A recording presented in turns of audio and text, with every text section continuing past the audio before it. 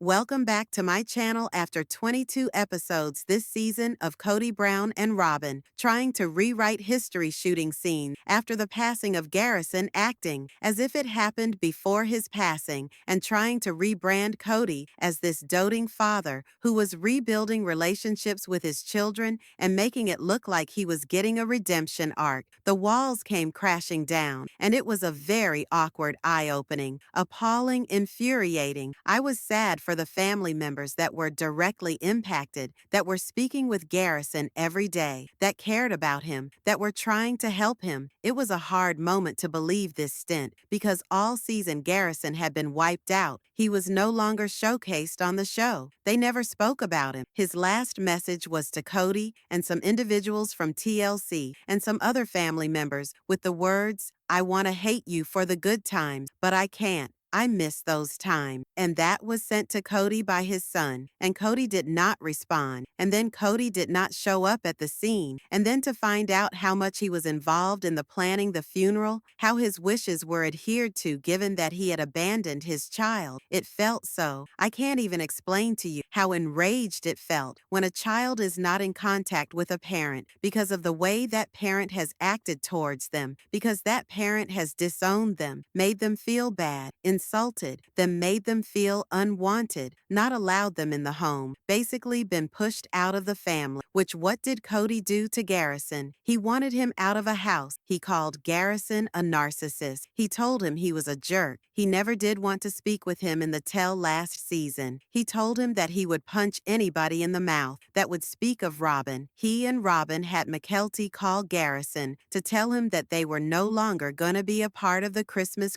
gift exchange anymore, and they weren't gonna celebrate Christmas with him anymore, or anybody else in the family, other than their home, and Garrison was insulted by that. Garrison explained that he was teased by his father of buying a car, buying a house. When Garrison was buying a house, he was teased by Kody on the show when Garrison bought an RV and sanded it and fixed it up and lived in the RV out back of Janelle's. Kody teased about that and said that Garrison would never be able to do that. He and Garrison were not close at all. Both of them was estranged Garrison at that time. By choice, Kody, essentially throwing him out. But ultimately, Kody gets to make the decision, and that made me so angry. I felt like the family that needed to have the say was not the man that donated the DNA to build his life, but those that essentially raised him, took care of him, loved on him, and stuck with him through the good and the bad. It felt so disrespect to me, to his life, to provide Kody with a forum to play victim and act like he was mourning. I don't know that he genuinely felt grief. I really don't, because there were so many of his words in this episode that sounded so empty. He told Robyn sitting near a fire that he needed to do things differently because he felt as though he had more time. He could have done things so much otherwise. He might have spent more time with Garrison, and he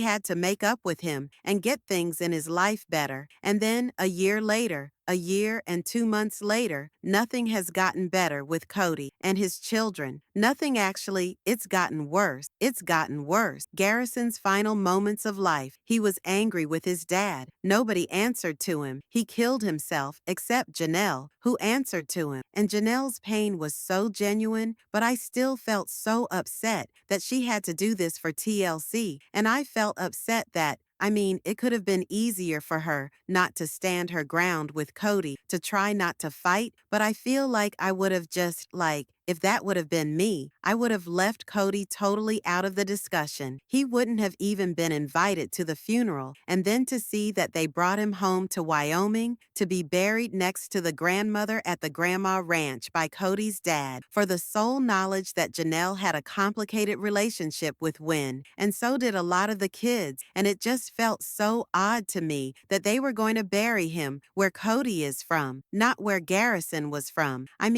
He might have been born in Wyoming, but that is not where his life was. I had so many thoughts about this. I felt sad for the women, the OG3, that literally felt things here, that it was obvious that they were grieving. I just was so angry that Kody was given this platform because it's like TLC doesn't want to accept what Kody did. And it's just like so annoying. And then some siblings woke up on and talked about their experiences. And Gabriel showed up on the camera after he found his brother, not immediately. But G really was like so real, and he didn't give out to it a lot. But he always felt a lot deeper than he let out. Everybody in my family knows that Janelle had the last couple of hours of talking on the phone with him about how he had been struggling with alcohol, about how he had been depressed and had anxiety, and about how she had tried to help and had offered help, but there was just nothing she could do. And she and the two older boys, Hunter and Logan, would normally try to tag team and check in on him to get him to answer, and that there were other nights like this where things like this would happen, where he would release these kinds of statements about wanting to kill himself, though she did not say the words, that was very heavily implied, and that he would just go to bed and he would wake up and then they would look at him and everything would be okay. And obviously, we all know Gabriel discovered him. And Gabriel, it was painful to see Gabriel. He made a statement about the kind of person that Garrison was and how he was this really nice, inclusive kind of person who made everybody feel comfortable, went out of his way to make people feel comfortable, and that he genuinely cared about the people in his life. And he made a statement that that's his definition of what a true gentleman is, and that 100% felt like a straight shot at his father, because his dad, Kody, would always talk about how the men must be, and he's raising gentlemen, and he would talk about how the guys weren't gentlemen and weren't courteous. And even last week in the last episode, Janelle talked about how, oh, Kody always said that, if we're raising our children to be gentlemen. So the fact that that was last week's episode and Gabriel said it here, it definitely felt like that was a message to Kody that even prior to his death, he was a better gentleman than you ever were. And it's tragic, it's heartbreaking to consider that the boy who was actually a good person was so beat down that he felt like he wasn't good enough. He didn't have enough love. He didn't feel like he was worthy. He felt like he would be better off gone because of his sickness. And that's a sickness. It's not a decision. It was just so difficult to watch. I believe what actually surprised me, or was difficult for me, was that Janelle talked about her son and what he was going through. Gabriel talked about his brother's kindness, loving inclusive actions towards other, being a gentleman, being a deep thinker and feeler. Even though he never said it, Madison discussed trying to assist him, gotten him to try and move to North Carolina, trying to move him away from Flagstaff and away from that destructive environment, and sort of having a sense of guilt that they couldn't get him to North Carolina, as if they would have been able to get him in North Carolina. Everything would be fine, and maybe sort of like this feeling of guilt that they left him there, and that's kind of the way it felt. And Christine discussed about talking at his wake and talking about what he was like as a boy and all the affection that she had for him. And just the last thing that she talked about, which made her cry during the funeral, which was talking about a movie line that when he's gone, you can see him in the stars or to the stars. I cannot remember the precise line. And while the people who had something going on with Garrison were discussing him and his nature, Kody never uttered a single word in terms of who his boy was. Nothing. He never said, "My boy was intelligent. My boy was smart. My boy was a good man. My boy was determined. My boy was compassionate, a hard worker. My boy was an act in the National Guard." I mean, he never had anything to say about his kid, or their memories, nothing. It was like he was so distant from Garrison at the time of his death, knew nothing about Garrison, knew nothing about what he was dealing with, could not comment on the reality that he was dealing with alcohol issues, couldn't comment on the reality that he was dealing with depression or anxiety, knew nothing. All Kody could do, the whole ordeal, was talk about himself and how Garrison passing away impacted him and how now he regretted what he had done now. Now, after all that, it was all about I can't get over this. Now I thought I would have more time to get over this. It was just, I've never seen anyone so detached. And it made me realize he didn't know his child, because if you lose a child and you have someone, you know what they're going with. You know their love, you know their fears, their struggles, their proudest moments, like you know them. And Kody knew nothing about his son. That's what I took away. And so for him to be given this platform again made me so angry. Janelle spoke about how his mental health declined during CO, and he started drinking, and she wasn't sure what happened. And I'm pretty confident she knows what happened. But I don't know if she's just trying not to finger point at Kody, an attempt to be, mindful of how she speaks of something that might be very well. And I feel like the family uses the as the word to say, like, when the family blew up, right? When the family broke apart and Kody created the split. But it's pretty obvious what happened during CO and why he might have been depressed, turning to drinking. I mean, not only the isolation and the hibernation and all that did occur, but in addition to that, that's when Kody wanted to throw him, blamed him for ruining his marriage with Janelle, called him a narcissist, got upset with him for talking to his wife, Robyn, and Kody started this like 3-year rampage about, we need an apology. You're not welcome in our house. You can't come over for Christmas. You're not safe. All of these things showing him like the evil one. That's in my mind. When she says I think that's what she's saying without words. I think she's just being she's trying to protect Kody, maybe trying to protect the family, trying to protect Garrison. I mean, she and Garrison in their final text to each other. Others were talking about how he was upset about his dad. He was angry. He was looking at an old picture and he thought it was new. And then he remembered it was a while back. And he was angry. And I understand that they don't want to talk about him being angry over him watching the show, but that is what he was angry about, at least that night. And an alcohol-impaired mind is not helpful. Your depression and anxiety, it makes it worse. It makes depression worse. It's a downer. It takes away your brain from of dopamine. And so then you end up feeling worse. And it can make it worse on your suicidal thoughts and ideation. And it can make the depression worse. And it can make it worse. So if he hadn't been drinking that night, maybe, it would have been so different, right? And I think she has an idea of what happened. And I just think she's not being truthful. I wish they would reveal it. Perhaps we'll see. Perhaps we'll see it in later episodes. Perhaps this is merely the start of like grief and getting to work stuff out, because I know stuff with Kody didn't get better. There were moments when I felt like as pretentious as the fire scene was, because it was winter when he died. There was 100% snow on the ground. When he died in Flagstaff within days, I mean, there was still feet of snow on the ground by their house. So this was not shot after he died. This is not shot when he needs to take him home. It's not. This is a setup scene, but that moment where he says to her, like, I need to do something different, and it comes in waves, and I feel like I had more time to make this work. Like it sounded like he almost was gonna say, like he wanted to change and make the relationships with his kids better. And then Robyn just says, well, that's what everyone says. They wish they had more time. And it felt like she was just telling him, like, you don't have to anything else differently. That's just like a feeling you're having that, it's because of the grief. Everyone thinks they have more time. And